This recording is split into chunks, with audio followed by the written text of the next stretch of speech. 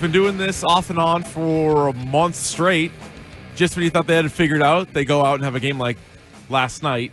They have been pretty consistent with that, though, all season long. All month long. Yeah. Right? Like, they would win, they would blow somebody out, and you're like, all right, they're good now, they're fine. And then there's one of these. Yeah. And then they'll be like, they'll win the next game. Let's say right now, they'll win the next game. Everybody like, see, they're fine. And then they've just been like ping-ponging wins and losses. Maybe they'll win 2 in a row. They're not going to lose 2 in a row, but they're going to drop games all the time.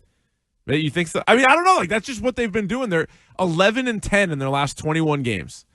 And you want the Rich Keefe stats and info department stat of the day? Get right into it. Why wait? Last night's loss, the Celtics dropped to 32-15 on the season. 4th best record in the NBA. Behind now the Houston Rockets who beat them Ime head-to-head last night. Udoka's Houston Rockets. The face of the Rockets, Ime Udoka. Last year, when they had 15 losses, they were 57-15. So 32-15 versus 57-15. So I understand being like, all right, this team has won a title, and this team, you put them in a series, and how's that going to go, and blah, blah, blah.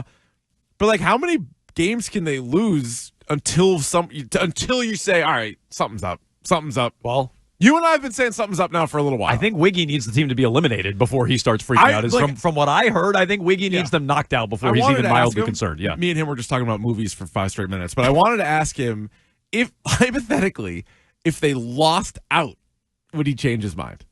Would he be like, oh, they're not going to win the whole thing? Oh, like if they lost every regular season game for the rest of the season. He'd be like, I'm a little concerned. And he's like, they finished the year, under 500. Yeah. Would he change his tune? I don't think so. I think he's so dug in. Greg did get him to at least acknowledge he thought they would be better at this point. Which, let's just start there. Okay. For all the Celtics fans out there, yes. and you can jump in all day long here on Jones and Keefe, 617-779-7937. Are you concerned about the Celtics? Big picture, not just their loss last night. We'll get into the loss and dissect it and who to blame and all of this. But they lose 114-112 to Ime Udoka and the Houston Rockets. They now have the 4th best record in the NBA. Phone number, same as the text line. Again, 617-779-7937. Open all day long for you. On Twitter, at Jones and Keefe, and on Instagram. You can watch along, twitch.tv/BostonWEEI. Also chat there. Always a healthy conversation going on Twitch and on YouTube. Just subscribe to WEEI. Are you at least willing to acknowledge the team isn't where you expected it to be at this point in time? I know you feel that way. Yeah, too. Of course. You have to be. But for a Celtics, let's all just acknowledge and get in the trust tree. Yep. The team is not where you thought it would be at this point. I did not hear all offseason, well, yeah, they're going to have the 4th best record right around the All-Star break. Well, yeah, they'll be worse than the Cavs. They'll be worse than the Rockets. The Knicks will only be 1 game behind them. The Rockets, they'll get pants by Oklahoma City. Yeah. So you can tell me you think they'll still win the championship and they're still the most talented team, maybe even the best team in the league. But can we all just acknowledge and agree the team is not, right now, January 28th, where we expected it to be? If we can all just start there, then I think we can have a real conversation about the team. Yeah, for real. I mean, no, I didn't think they were going to go 82-0. I didn't think they were going to have an NBA record 74 wins in the regular season. Did I think they might have a Celtics team record, 67 or 68 wins, somewhere there? Yeah, I did. And now if they're going to win, what would it be, 67 games, which would be 1 game better than the 08 Kevin Garnett Celtics, they would have to win the rest of the games. They'd have to win out right now. Like, they already have 15 losses, and we're not even into February yet. And I keep going back to the way in which they've lost games and the variety of teams they've lost. And, you lose a few games here and there, and you think it'd be on your radar. Be like, all right, let's stop the bad habits and turn things around. But they've lost the good teams. They've lost the bad teams. They've lost these close games. And what's really killed them is they've lost a lot of games in which they've had fourth-quarter leads, double-digit fourth-quarter leads, like last night. You want the numbers? Yeah, sure. Give me some numbers. Forsberg. This is from the Chris Forsberg Stats and Information Department. Also a good stats and info department. I don't have my own stats and info department. You gotta get in there. We gotta have a little bit more in the budget for that. Celtics 9th blown fourth-quarter lead this year, which matches last season's total. So already they've blown as many games in the fourth quarter as they did all of last year. So there's a lot of those kind of stats. So they've lost more home games than they did all of last year. Yep. I don't think they haven't had a month this bad as they did all of last year. We went through it, remember? Because people are like, everybody has a bad month. We went through the numbers. Last year, every month, they like at least doubled the wins over their losses. If I sometimes remember even better. off the top of my head, yeah, I think their worst month a year ago, it was 12-6. It was January, but it was something like 11-5, 12-6. They still won 2/3 of their games. Yeah, no, but that's pretty alarming. So they've lost 15 games, and more than half of them they've had a lead in the fourth quarter. Okay, now which they've blown. Now that can be a bit misleading. A fourth quarter lead could be a 1-point lead in the fourth quarter. Okay, so yeah, but okay, fine. But here's the second stat. Uh-oh. It's the 7th time they've blown a 10-plus point lead this season. So half of their losses, they were up 10 or more in the fourth quarter. Yep. They had 8 all of last year. So they're one away from matching that. They've already matched as many fourth quarter blown leads as they had all of last year. They've already lost more games at home than they did a year ago. I just did the math. They're trending for low 50s in wins. They were projected before the year for high 50s. They won 64 a year ago. I thought they could win more than last year's team, certainly in the 60s. Best team in the Eastern Conference. They have the 4th best record in the league. They're losing to Ime Udoka and the Rockets. Shouldn't they be they're better number than 2 in the East. They've been 500. Year? Yes. They should be better. Yes. They've had guys, I guess, in and out of the lineup, but that's also the nature of the NBA. You know, at the end of the year, you can probably count on one hand how many guys played 82 games. So that's par for the course. Even when they're down a guy or two, they have more talent than the other team. So last night, not an excuse, but the facts. Al Horford late scratch, no Derek White, no Sam Hauser. All right, you're down 3 of your 8-man rotation. Did the Houston Rockets have a guy that's going to make the All-Star team? Did the Houston Rockets have a guy that is close to making the All-Star team? I would have said before we talked about this with Turk before the show, maybe Sengun, but apparently not. No, I don't think that they do. And that's why there's another whole side topic about how good of a coach Ime Udoka is, and he's getting the most out of that team and everything else. But you still have Tatum and Brown. Like, you have the 2 best players on the court, let alone other guys. Like Porzingis is playing, Drew Holiday's playing. You have more than enough at home to beat the Rockets. That's the other thing I don't like about this team, and I think should be at least cause for mild concern. They're not a badass home team. I like that. Like, that is usually a good sign where a team comes in there and you're like, all right, now you have home court advantage. Like, you're going to win a game 7 in Boston. Like, good luck. It's like, well, that game 7 might not even be in Boston the way they're trending right now. Like, if you play Cleveland or OKC or something, it might be in Cleveland. It would be somewhere else. Yeah. But also, it wouldn't even really matter. Like, it's not a scary place to go play. And it's got nothing to do with the crowd. The crowd's always into it. The crowd's always going bonkers. But they just don't really have that kind of thing that other great teams have. Let me tell you, the other issue with how they're playing is that Cleveland really hasn't been great lately. Cleveland's 5-5 over their last 10. Houston knocked them off recently, right? Houston won back-to-back games against them. They won a home and home. So Cleveland's fallen off. You're making up no ground because you're also pedaling in place. You're not going 5.5 behind Cleveland and 1 up on the Knicks, who started really slow. Let's just start with that, Celtics fans out there, and tell me if you can agree. 617-779-7937. You thought the team would be better than they have been at this point in the season. January 28th, we thought they'd be better than 2nd in the East, 4th best record in the NBA, playing 500 basketball over their last 21 games, 11-10, losing to Ime Udoka. We all thought that. Let's start there, and then we can get into how concerned we are big picture about this team. So you can jump in on the phones. Lines are open for you. We'll get to you there. Specific to last night, Keefe, what was the problem?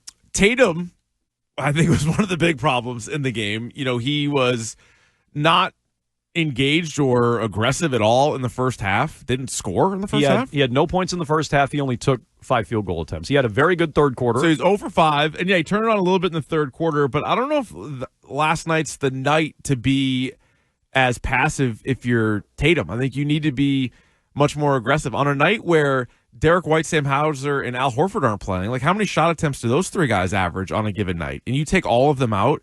Do I want way more Luke Cornett shots? Although he was effective because he was, like, around the hoop. But do you want a lot more, like, there was a possession where, you know, close game. It was close for most of it. And Tatum had the ball, and they flash up on NBC Boston, something like Celtics scoreless the last 3.5 minutes or whatever it was. They were in, like, a scoring drought. And Tatum is dribbling around, doesn't settle for a 3, gets into the paint, kicks it out for a Xavier Tillman 3. Yeah. And you're like, the hell? You're like, that's how is that the possession? Like, I get it. Missoula loves 3s. You love open 3s. An open 3 can be a good shot. But like a Xavier Tillman, like a foot behind the line on the wing, I'm like, that's the last shot I would want. Especially when you're in a rut like they were. Tatum, take a bucket. Yeah, like Tatum needed to be more aggressive. I think, he needed to score more in that game. He ended up with 19 points, all of it in the second half. He couldn't hit any of his threes. He did get to the line a little bit, but no, the way things were going, I feel like we've said this before in games that they have lost, but Tatum needs to realize he is in fact the best player on the court and take over. Thank you. Like, I agree with you 1,000,000%. So Tatum had no points in the first half. He did have 5 assists if you want to throw a parade for him. I know people, what are you saying? He didn't do anything in the first half? He had 5 assists. Could have had 6 if Tillman hit that 3. Yeah, no, that's how we talk about every star player in the league when they go scoreless for a half. We go, well, they had some assists. No. Yeah, that's how we talk about, LeBron and SGA and Jokic and everybody else. Yeah, that's exactly what we do. So, number one, way too passive. 5 field goal attempts. He had 15 points in the third quarter, which to me infuriates me even more. It's like, oh, so you do have it in you. You just chose not to in the first half. He only scored 4 in the fourth quarter. They were big buckets, though. In fairness to Tatum, they were big buckets down the stretch the team needed. I think it starts with him. It was the first game back from a 4-game West Coast trip, which I thought was underwhelming. They went 3-4 on it, but I thought it was an underwhelming trip. So it's the first game back. There will be a lag with the team. As you said, guys were out. Horford was a late scratch. Derek White out of the lineup. Hauser, whatever. You're losing your 8th guy. I'm not going to cry about it. But you're shorthanded in your rotation, which is why Tillman's even out there. You need Tatum to start the game quickly. You need him to start engaged. Yeah, get it going. And so I view it the same way. I would allow for, though, Keefe. Ime Udoka also just had a plan for him and knows how to get in his head or get him out of his comfort zone. I'd allow for Udoka had a scheme for him if you want to go there. But I think it's exactly what you said. I think the team was flat coming back from a road trip, and the guy that's supposed to pick you up is your best player. He didn't. You let the Rockets in the game. Yeah. You let Dillon Brooks get hot. Oh, my God, Dillon Brooks. And I 10 think threes for Dillon Brooks. I think the way they defended Dillon Brooks starts with Tatum not being engaged. I think it starts with that. When your superstar is not engaged, you go, I'll get to that guy on the wing. He's not going to keep making threes, and I think that permeates the entire team. So I 1,000% think it starts with Tatum. I agree with you. Yeah, and I know part of it might have been, hey, let's try to limit Jalen Green, and he ended up leaving the game, coming back. So he played 29, 30 minutes, so not maybe as many minutes as he normally would, and they did a good job on Green. But then Brooks and Thompson kill him. Like, those guys were insane, including the last shot of the game. Also, it seemed like Joe Mazzulla. Now, I put more of this on Tatum than Mazzulla, but let me point out Mazzulla. It feels like, was he not prepared for Al Horford not to play, like, at all? Like, couldn't in the back of his mind, because it seemed like he was throwing all kinds of weird lineups out there. Lineups that we never, like, he was almost like grasping at straw type From lineups. what I read, maybe we can check in with Turp about this, but from what I read, I do think they were a little blindsided by Horford being out of the lineup. Yeah, no, that's fine. Like, I understand he was a late scratch. But you should have a plan. So like 50-year-old Al Horford can't go tonight? Like, maybe be ready to go with somebody else. Well, exactly. It's not like a guy who does, how many games does Horford have the night off? It's not like you shouldn't be used to it. But didn't it seem, it seemed very random, some of the guys he was kind of throwing out there, at least together, and, last-minute stuff. The Drew Peterson and Jaden Springer lineup, that was a random lineup to you? I think I watched that documentary. Yeah, there was a lot. I don't enjoy his work on the NBC Sports Boston broadcast. I really don't. No, but it was wild. I mean, they dug into the bench. I mean, it was another Jaden Springer game. But yeah, just throwing different pieces out there. Tillman, Jordan Walsh, et cetera, et cetera. But once again, another reason why Tatum needs to be more aggressive, more assertive. Like, he has to be. Yeah. So to me, I think that's where it starts. How much of it do you put on Mazzulla? Like, as much as you can put on a coach. Like, I'm not going to completely overstate things because it's the NBA. The coach is there to sort of balance egos and that kind of thing. Maybe the occasional out-of-bounds play. But I don't think he's the biggest problem. I think we go back to the question we had a week ago. Like, he may not be the problem, but, like, is he the right guy to, like, fix it? Can he see that this thing is going south, and can he step in there and change it rather than doing these press conferences where he's like, what'd you think? We're going to be good this year? Like, yeah. No, I thought you'd be pretty you were going to good. be great. I thought you guys were going to be real good this year. I thought you'd be much better than you were to this point. Yeah. So, yeah, I mean, look, some of it's always on the coach. It's down my list. Like, if I have to pick who to blame, the superstar or the coach in the NBA, I'd blame the superstar before the coach on every other team. I'm going to do that with this team as well. No doubt. And I do think Tatum coasting through the game, gliding through the game without a care, taking his time getting into it, that sets the tone for the whole team. How you play defense, how you get out on Dillon Brooks, giving the Rockets a feeling like they're in the game. Like, hey, we're not going to run you out of the building. We're in the game. We're getting comfortable. Dylan Brooks sees it go through the hoop 1, 2, 3, 4, 7, 8, 9, 10 times. Just lighten it up.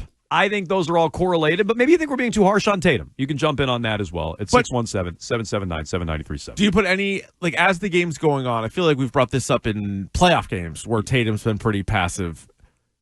You're the coach, like, maybe also dial it up and be like, hey, guys, like, I know I'm letting you kind of do your own thing here for a little bit, and I trust you guys overall, but, like, on this possession, we're going to free up Tatum, or we're going to dial something, not like just ISO shot, but, like, we're going to do something to get him going. Normally, we don't have to, because he could usually get his points on his own type of thing, but maybe you step in and be like, all right, I've seen enough, Tillman shots for the rest of the game. Yeah, just send that message. So I agree with that. I do think, the plays at the end of the game, I would just chalk those up to Udoka out-coaching Mazzulla. So I guess that's Mazzulla, a red flag for Mazzulla. But, like, the play for Sengun, it's Cornette ISO'd up on him. Yeah. And he didn't do much all game long. But I don't really necessarily blame Mazzulla for that per se. It's a good play by Udoka, but you are getting out coached by the guy on the other side. Amen Thompson just shook the crap out of Jaylen Brown. Man, on that final possession. He's a good player. How good do you think they are, the Rockets? I think they are a overachieving team that is maybe more so than any other team in the NBA. Actually, more so than any other team in the NBA is getting the most possible out of their roster. So I would say they're good. I don't view them as a title contender. Me neither. But whatever that next tier is, they're there. Yeah, nightmare team to play. Yeah, you don't want to play them. They're chock full of young, athletic players. Thompson, chief among. He was very impressive last night. I'm not pretending to watch a ton of Houston Rockets games. He was jumping off the screen to me. So first round matchup right now, and I know there's the stupid play in 7, 8, 9, 10, but if they just played the 7 seed, it'd be Rockets Timberwolves. Yeah, I'm not even sure I'd take Houston in that series. Maybe not. So I think that's a high-effort team that is just a nightmare to play in the regular season. I mean, the Celtics just smoked them a week ago. Yeah, they're probably a year or two ahead of schedule right now. It's a team you got to watch out for in future seasons, but that's the exact kind of team that gets the Celtics these days. A team that's high effort, all effort. They're going to try. They're not going to give up. When they're down 12, they're not going to hang their heads. They're not going to quit. They're not going to roll over and die. And that's a nightmare for the Celtics these days. Would the Rockets beat the Celtics in a 7-game series? I wouldn't pick it. I don't think so. But it underscores the Celtics just expecting they can show up and win games. And I think that starts with Tatum. Mazzulla's on the